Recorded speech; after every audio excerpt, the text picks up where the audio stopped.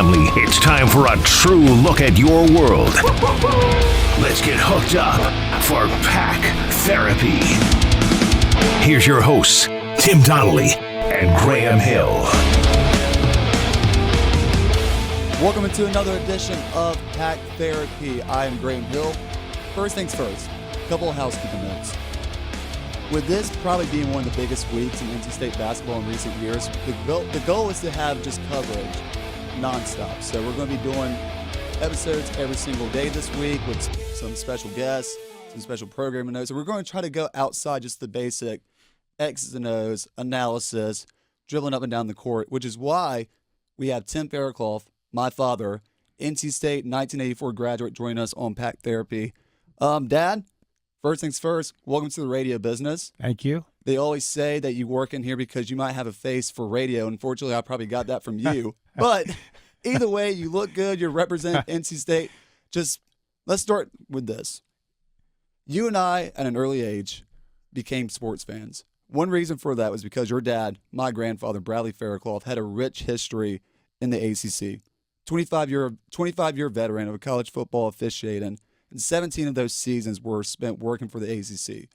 83, coincidentally enough, when State won the national championship, he was named supervisor of football officials for the ACC and responsibilities of assistant commissioner. How did your dad, my granddad, help kind of shape your love for sports at such an early age? Is this a shirt too? That's one of his, yeah. Oh my gosh, you're going to get me emotional here. My dad, he was involved in sports ever since I can remember. He umpired baseball, he officiated basketball, he umpired or officiated football. So at an early age, he took me everywhere he went. I can remember going to small schools, High Point College, Catawba, Lenoir-Rhyne, and going into basketball gyms with him on the weekend. While he officiated, I kind of ran around. I didn't get in trouble, didn't get lost. Things were different back then. But he had a huge influence on me growing up from the standpoint of getting me involved in sports. That's all I knew. When I was growing up, things were a little different. We played football, baseball, basketball, so we were always involved in sports, doing stuff year-round. But he was the big influence, and I guess because of what he was doing outside of his a normal job at an early age before he became assistant commissioner, he was always involved in sports. So as a result of that, I was too. I'm sure you say when things were different back then, you didn't need a credential to be on the side of the court. Yeah. But you've told me plenty of stories. As a matter of fact, when we went to Cameron Indoor for a Duke basketball game this past basketball season, you showed me a picture of you sitting courtside. Just how you, because obviously working in sports, I get to have the great opportunity of sitting courtside at Cameron Indoor Stadium with a media credential, being on the sideline at football games. How special was it for you when you were able to go to games like maybe a Sweet 16, an NCAA tournament that was being hosted at Greensboro Coliseum, ACC tournament, and sit at the baseline, get that perspective of a game? Right.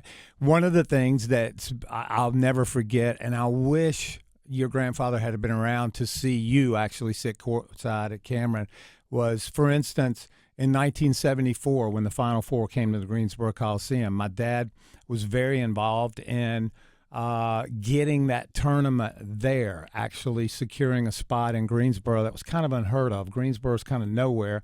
And as a result, I got to be a ball boy for that whole tournament. So I literally sat right under the basket and watched in the semifinal game State play UCLA. Bill Walton, I mean, I'm not going to go through Monty Tal, Tommy Burleson, all of that team, David Thompson, we know what happened.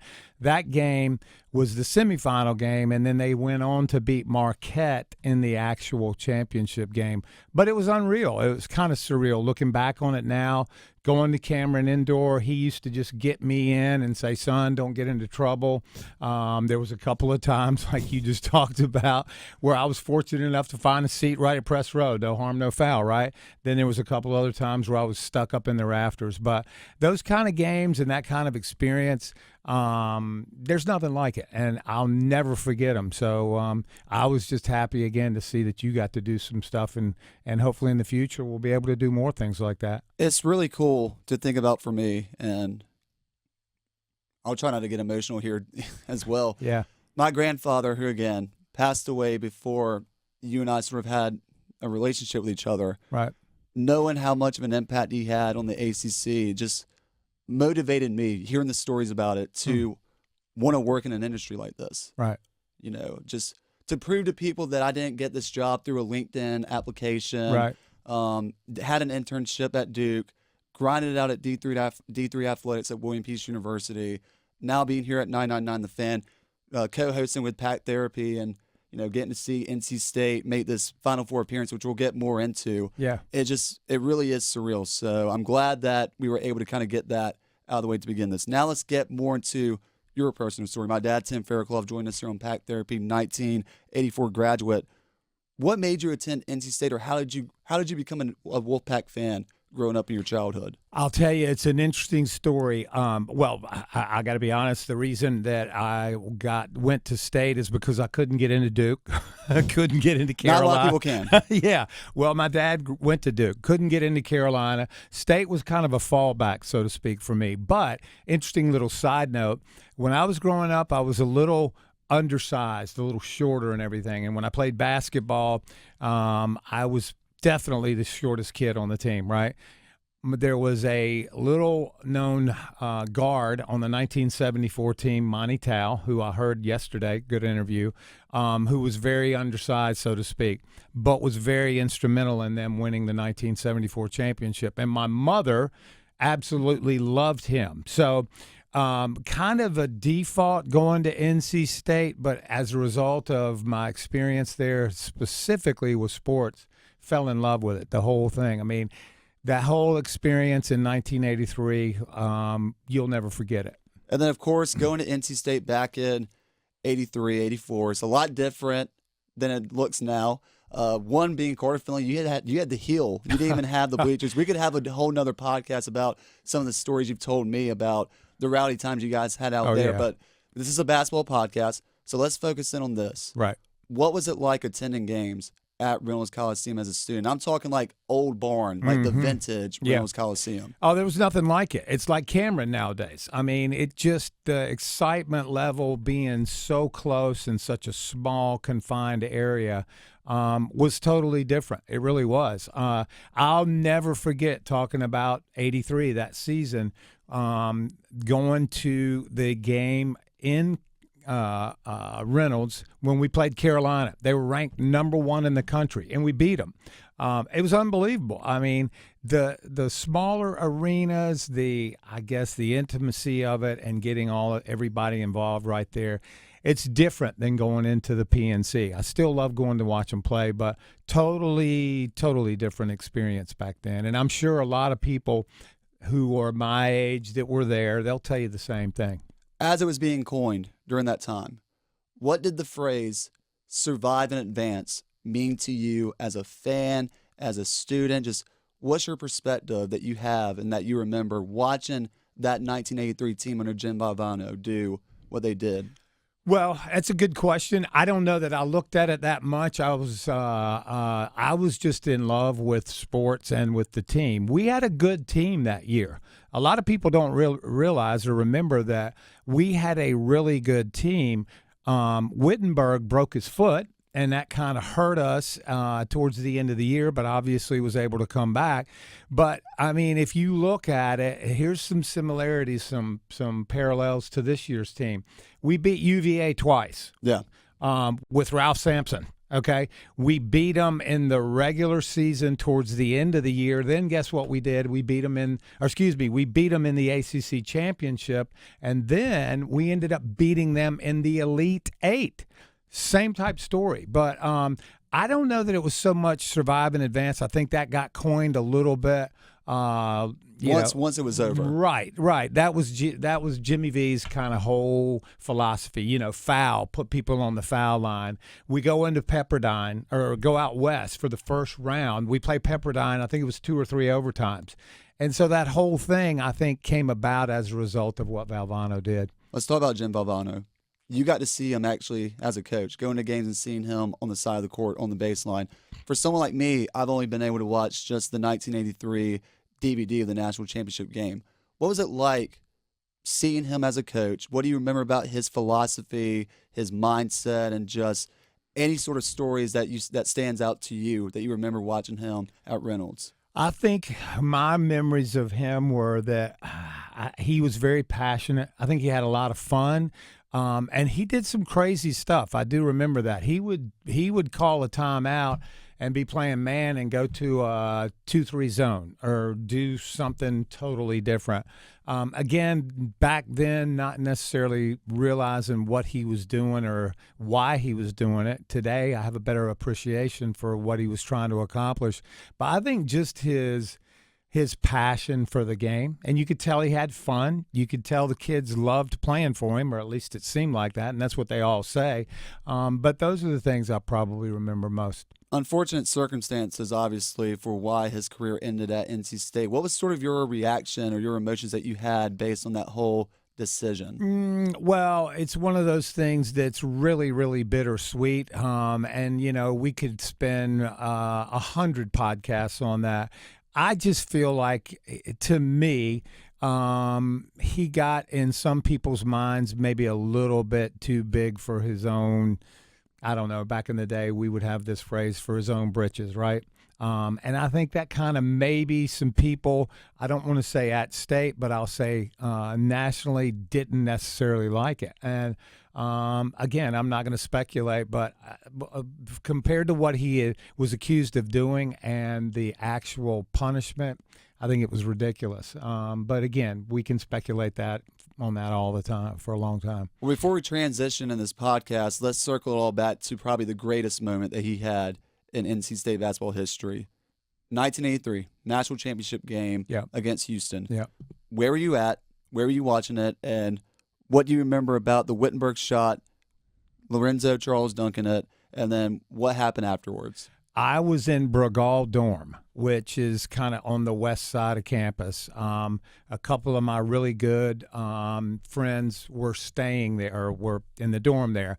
I lived off-site in Cary, so for the game, I decided to come to the campus and watch it with some of my buddies. So we were in Bregal dorm, which is about maybe 200 yards from the Brickyard, which back then the Brickyard was a lot different, and they had set up kind of a makeshift bonfire type thing. But I was in Bregal dorm, and it was one of those things where we weren't completely out of hand, but we were enjoying some of the festivities of the game. And I just remember that I think my experience is like so many people.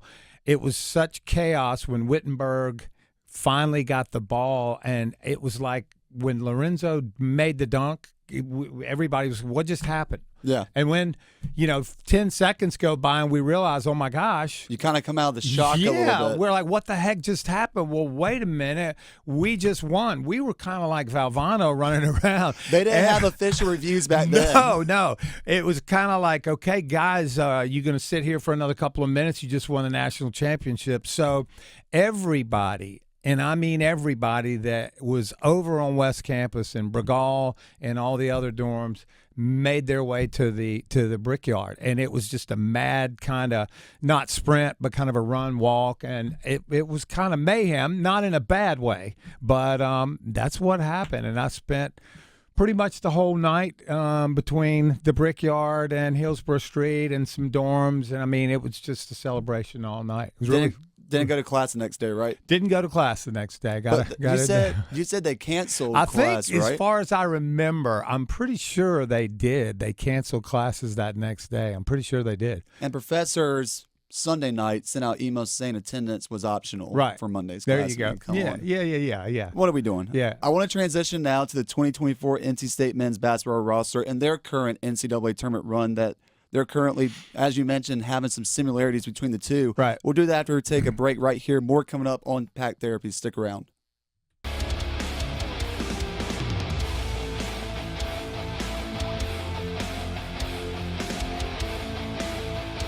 Welcome back into Pack Therapy again. Going outside the X's and O's, the analysis for this episode. This is a generational to generational perspective episode. My dad, Tim Faircloth, 1984 graduate. He was there, boots on the ground. Yeah. Last time NC State won a national championship. So now we're going to kind of transition to, from his perspective, of witnessing a national championship team to now my perspective of just witnessing an NCAA tournament run. As you can see, the Wolfpack are heading to Phoenix. They'll be taking on Purdue this Saturday in the Final Four. Let's start with this. Let's go back to March 9th. NC State had just lost their regular season game against Pitt. Right. 4 straight losses to close out the regular season. You're thinking what heading into the ACC tournament? Well, I'm thinking, like I think probably a lot of people, that maybe Coach Keatts might not be around, and that expectations for what was going to happen, in my opinion, weren't that good. And I'm probably like a lot of people.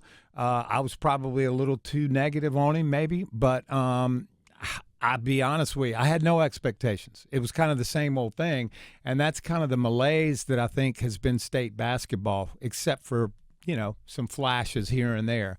So I didn't have a whole lot of expectations, to be honest with you. I was ready to move on to football. Fair enough. You always call me after games, and you want to get my analysis, and then you provide yours. So I'm going to give you the chance to I'm going to put you on the spot here, Dad. Okay. What were you seeing during the regular season that kind of made you believe that, expectations shouldn't be too high going to the ACC tournament based off NC State's style of play in the regular season? And I've talked to you about this a lot. I'm old school, obviously. Basketball in 1983 and 84 was played a little bit differently in a lot of ways. In some ways it's similar, but more specifically to State, is I will say just a lack of somewhat disciplined type structure on the offensive end. There was some things, armchair quarterback, that I would have changed if I was the coach, right? I didn't understand why, for instance, sometimes they pressed all the time and they never turned anybody over. To me, you're basically just wearing your guys out. Now, if you're turning people over a lot, then that's good. Keep doing it. But more of the thing where it's people talk about, AAU ball, right? Like the gym ball, not structured plays, more of just the pick and roll and all that. One and done possessions. There you go. Three-point shooting. You got 3 guys standing out around the perimeter watching a guy take a shot. Nobody's there for the rebound. I just felt like that was not a recipe for success. And just to jump ahead a little bit, look at now how Diarra and even Morcell, all of them getting offensive rebounds, second chance points.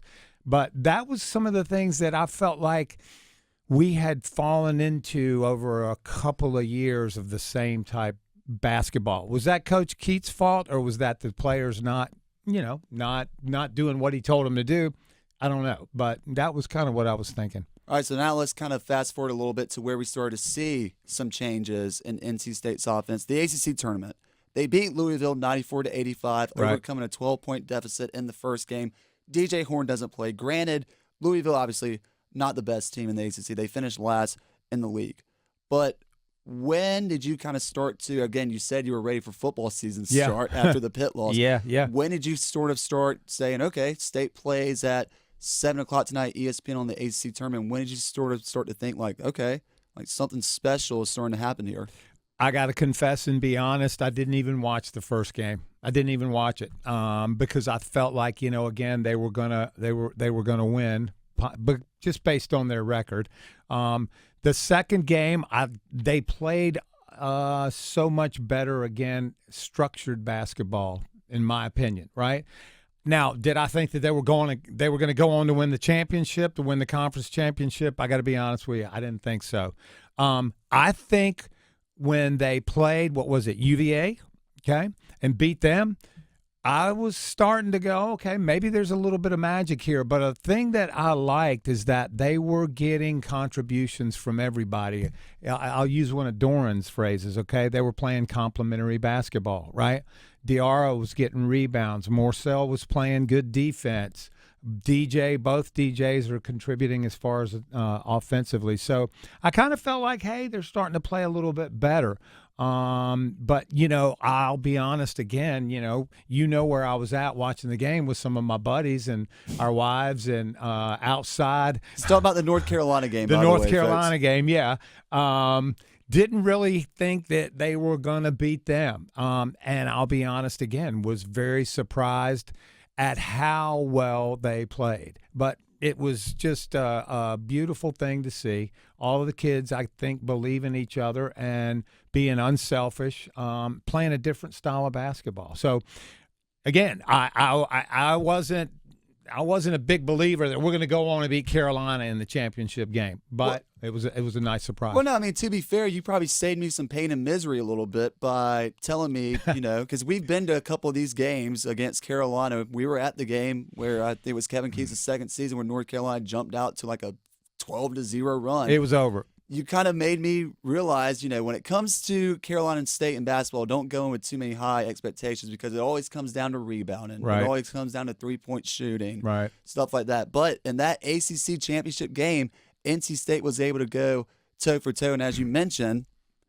you were with some of your friends who are Carolina graduates. And that is somebody who has seen the highs of NC State and experienced the lows of NC State. North Carolina being a big reason for probably some of those lows. Right. What were some of the comments that you said to some of your friends following that game? Well, it's interesting, like you said, Carolina's pretty much owned us in basketball for a while. So let's just state the obvious. I really and truly didn't take a whole lot of digs, but I had a couple of little comments here, here and there after the game. The Carolina fans were being gracious and conciliatory, and I didn't necessarily want that. I wanted a little confrontation. So, maybe I could throw some digs in there. But look, at the end of the day, beating Carolina, the run that we went on was it was kind of special. It really was. Winning a conference championship, how long has it been? Was it 84 last time or 83 last time? 87. 87. Okay. Again, I would have never thought that if you would have told me that State was going to win the ACC championship this year. You couldn't have given me any kind of odds for me to bet that thing. I wouldn't. Tim Faircloth, my father, proud NC State 1984 graduate, joined us on this special generational episode of Pack Therapy. What have been your thoughts of the run so far from the ACC tournament, throughout the NCAA tournament, now getting ready to play in the Final Four against Purdue this Saturday in Phoenix? Just what do you make of it? Again, it's just really, it has been really, really special. And I say that from not just the standpoint of them winning, but watching how they're playing basketball. I got to steal somebody's thunder. I listen to your show all the time, and they had an interview the other day. I don't know who it was, but State in the beginning of each game, first 5 minutes, been playing lights out. First 5 minutes of the second half, been playing lights out. Just the way they played Duke the other night. Duke comes out, hits them in the mouth. They hung in there. They played terrible. And you and I talked at halftime. What did I tell you? Son, we're down 6 points, and we've played terrible. So just the way they have continued to play, they've hustled. They have been very, very good on the defensive end of the floor. And I think that's a big, huge difference maker. Not just being able to score, but I think that they've played great defense. So I just am happy to see it for the kids and the way they're playing. What do you think this national championship, if it gets to that, and hopefully it does for all the Pack fans listening here on Pack Therapy, be sure to like, share, and subscribe wherever you're listening to this. What will it mean to the university? As somebody who was there the last time they did it, just what do you think for fans, students, somebody like you, an alumni?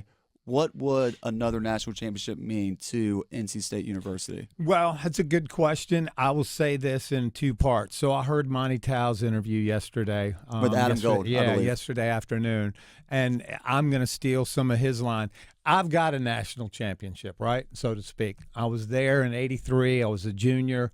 That's something I'll always remember. For you, younger generations, some of the other kids, and from the basketball standpoint, our university not having anything notable, so to speak, to talk about, except for a championship, the ACC championship, it would be unbelievable. I mean, what it does for the university recruiting-wise, notoriety, it's you can't measure it. You just can't. For me, it would be wonderful. But for me, they have so far exceeded any of my expectations. I props to them. Hats off to Keatts and the players. But for some of the younger people, it'd be unbelievable. From one generation to another, and for anybody else that might be listening to this with their sons in the car that also witnessed the '83 championship, Any advice to the students or the younger generation right now, just how to take this all in and, not to chew your nails off on Saturday as you're watching the game as they play Purdue? Good luck with that if you're like me, but just have fun. Enjoy it, just like you're doing. Go down to, if you can, go over to some of your friends' house, have a party from the standpoint of watching the game. It's going to be a tough game Saturday. Tough game. But I think as far as the results, I think State's got a chance if they can maybe get this big guy in foul trouble a little bit. Try to get make Purdue's other players beat them, then they have a shot. But just enjoy it. I mean, it's going to be a nail biter either way.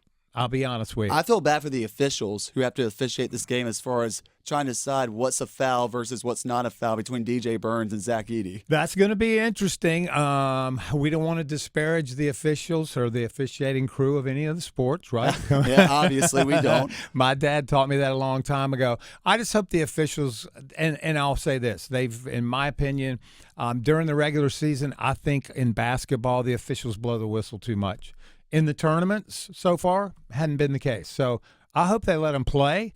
And, I don't want somebody to get into foul trouble and be disqualified for some, ticky-tack fouls, so to speak. But I don't know. We'll see. Do they have a chance? I think they do. I really do. I think they have a chance, just like I told you again when we talked halftime in the championship or against Duke. We'll see.